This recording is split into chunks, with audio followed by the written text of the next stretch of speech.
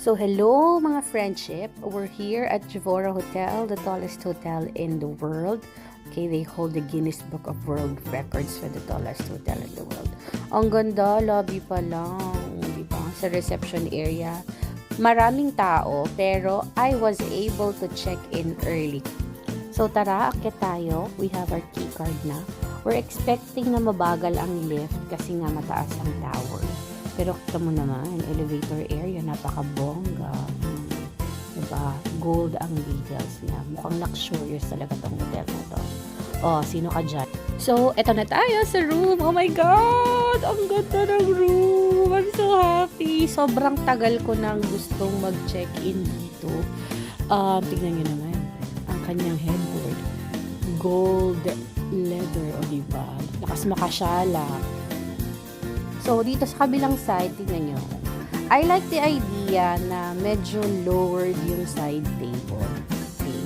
Tapos, ano siya, itong mga controls are touchscreen. Actually, kanina nagpatulong pa ako doon sa bellboy kung paano buksan yung ilaw kasi hindi ko ma-figure out. So, ayan. O, diba? Oh, ang ganda ng room. Sobrang laki, sobrang spacious. Here, we have 2 washrooms. This is the main bathroom. Ayan. So, okay lang. Hindi ko masyadong bet. Pero, ang pinaka nagustuhan ko dito is the toiletries. O, diba? Black and gold detail. Again, lakas makasyala. Ito, tapos ang laki ng kitchen area. Meron tayong automatic dyan na coffee machine. Tapos, may selection of teas. O, diba? Oh, ang laki talaga. As in. At syempre, hindi yan mahal. On this side, meron din tayong fridge na maganda din, malaki. So, you can keep food there. Pero kasi sa baba pa lang, they mentioned na bawal magluto. So, here we have the view of Burj Khalifa. Okay, tapos sa kabilang side, ito naman, dito sa side na to, we have the view of Sheikh Zayed Road. It's on the side of the study area or the study table. So, excited akong mag-work dito.